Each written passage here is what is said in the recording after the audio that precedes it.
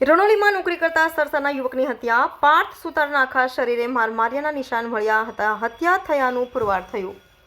વિશ્વજીત નામના એક યુવકે મૃતકના સ્વજનને ફોન કરી એસએસજી બોલાવ્યા હતા. 29 વર્ષીય પાર્થ સુથારના મૃતદેહને જોઈ પરિવારજનો ચોંક્યા. ફતેગંજ પોલીસે ગણતરીના કલાકોમાં ગુનાનો ભેદ ઉકેલ્યો. સમગ્ર મામલે પોલીસે 3 આરોપીઓની ધરપકડ કરી. વિશ્વજીત વાઘેલા, પ્રજ્ઞેશ રાણા, રોનક ચૌહાણની ધરપકડ. રૂપિયાની લેતી દેતી તેમજ ગીરવે મૂકેલી કાર બાબતે તકરાર થતા હત્યા કરાઈ. યુવકનું અપહરણ કર્યા બાદ અસહ્ય માર મરાયો. પોસ્ટમોર્ટમ રિપોર્ટમાં મૃતકને અસહ્ય ત્રાસ અપાયો હોવાનું પુરવાર થયું. ફતેગંજ પોલીસ સ્ટેશનની હદમાં ગઈકાલે રાત્રે વિશ્વજીત નામના ઈસમે એક ટેલિફોનિક વર્દીથી જાણ કરેલ કે ભાઈ મારા મિત્ર પાર્થ ઉર્ફે રવિ દીપકભાઈ સુથાર મારી ઓફિસમાં ખુરશીમાં બેઠા બેઠા ઢળી પડ્યો અને એને હું 108 મારફતે એસએસજી હોસ્પિટલમાં લાવેલો છું અને ડૉક્ટરશ્રીએ એમને મૃત જાહેર કર્યું. આ વર્દી એમણે ખુદ લખાઈ અને પોલીસ જ્યારે આ સ્થળ ઉપર પહોંચે છે ત્યારે આ મૃત પાર્થ સુથારના શરીર ઉપર ઘણી બધી ઈજાઓ જોવા મળેલી અને તાત્કાલિક અસરથી પોલીસે આ વર્દી લખાવનાર વિશ્વજીતનો સંપર્ક કરવાનો પ્રયત્ન કરેલો. તેણે પોતાનો મોબાઈલ ફોન સ્વિચ ઓફ કરી અને સ્થળ ઉપરથી નીકળી ગયેલો.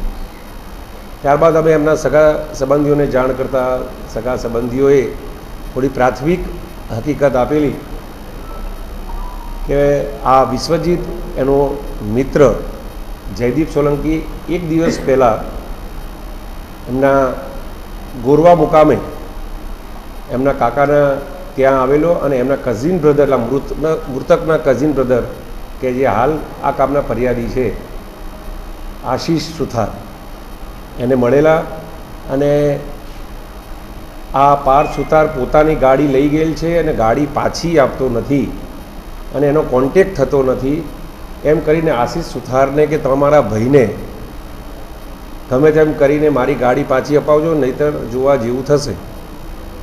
એ મુક્તબલી ધમકી આપેલી.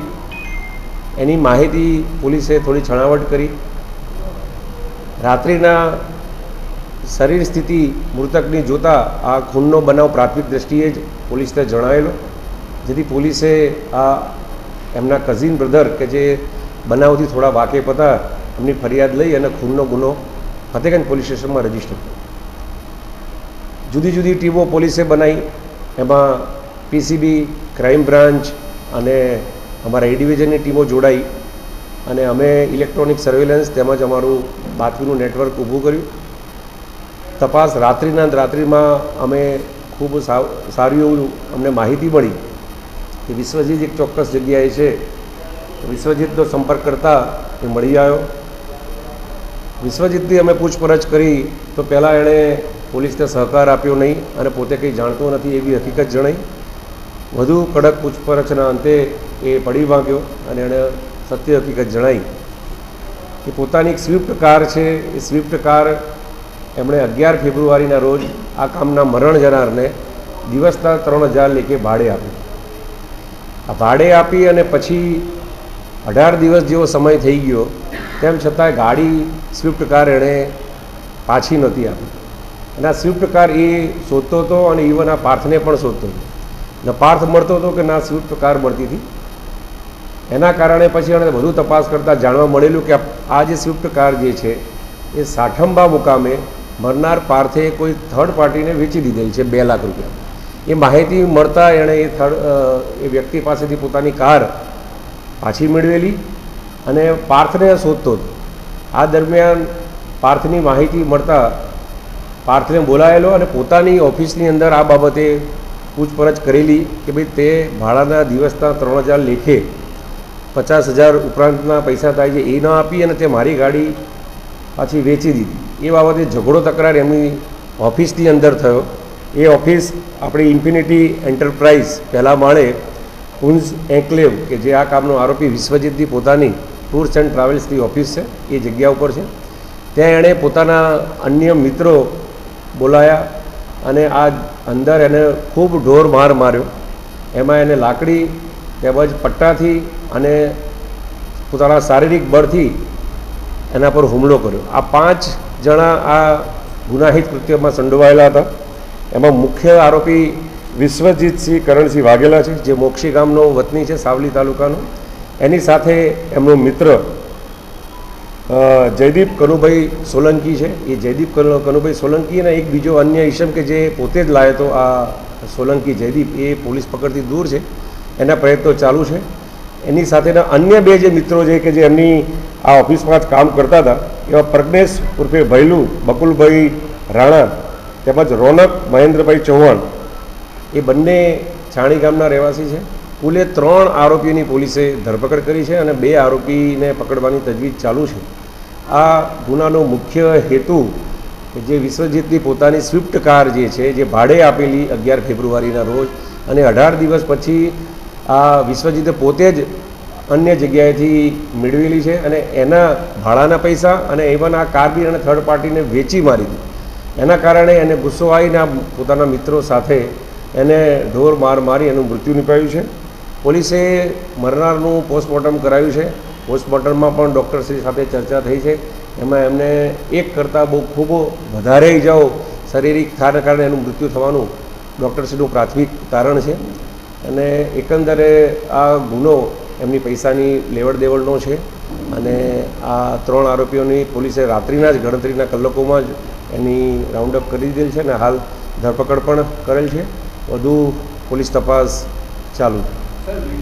હથિયારોમાં મેં આપને કીધું એમ હાલ આપણી પાસે જે આરોપીઓ છે 3, એમાં એમણે પોતાનો શારીરિક બળનો મહત્તમ ઉપયોગ કરેલો છે. કારણ કે એ સિવાય બી બીજા એમના બેલ્ટ, જે આપણે પેન્ટના ઉપર પહેરેલ જે બેલ્ટથી એને ખૂબ માર મારેલ છે અને એક લાકડીનો ઉપયોગ કરેલ છે. ઇન્ટરનલ ઇન્જરીઓ હોવાનું પ્રાથમિક દ્રષ્ટિએ અનુમાન છે અને બાહ્યક ઈજાઓ પર થોડી દેખાય છે, પરંતુ શારીરિક પાછળના ભાગે, બરડાના ભાગે, શરીરના નીચેના ભાગે એમાં ઈજાઓ એક કરતાં વધુ હોવાના કારણે આ મૃત્યુ પામેલ છે. ગાડી જેને વેચી હતી એનો કોઈ પતો લાગ્યો છે? કારણ કે વગર કાગળી એને બી ગાડી ખરીદી. ગાડી એમને આપેલી છે, કાયદેસર વેચેલી નથી. આ તાત્કાલિક થોડા દિવસની વાત છે. પોલીસે એ દિશામાં તપાસ હાથ ધરી છે અને એની બી પૂછપરછ થશે. હા, આમાં એવું છે, 11 ફેબ્રુઆરીએ એ ગાડી એની સ્વિફ્ટ દિવસના 3000 લેખે 24 કલાકના એ ભાડે લઈ ગયો હતો. આ જે મૃત્યુ પામનાર ઈસમ છે એ, અને 18મા દિવસે આ મૂળ માલિક એટલે આ કામના આરોપી વિશ્વજીત વાઘેલાએ જેમ તેમ કરીને પોતાની સ્વિફ્ટ કાર પાછી મેળવી. તો એ દિવસે 18 દિવસ પ્રમાણે 54,000 થતા હતા. એ 54,000 બી એણે પરત આપ્યા નહોતા અને સાથોસાથ એણે ગાડી પાછી વેચીએ મારી હતી. તો એનું રિવેન્જ રાખીને આ ઘટનાનું પરિણામ બન્યું છે. હાલ પ્રાથમિક દ્રષ્ટિએ એમનો કોઈ ગુનાહિત રેકોર્ડ દેખાતો નથી. તેમ છતાં અમે વધુ તપાસીશું અને બીજી જગ્યાએ જ્યાં રહે છે અને અમારા ઇલેક્ટ્રોનિક્સ માધ્યમથી અમે તપાસ કરીશું બીજા કોઈ ગુનાહિત છે કે કેમ. ઓફિસની અંદર સીસીટીવી કેમેરા નથી, કોમ્પ્લેક્સની અંદર અમને મળી આવ્યા છે, એટલે એ અમે કાર્યવાહી કરી છે.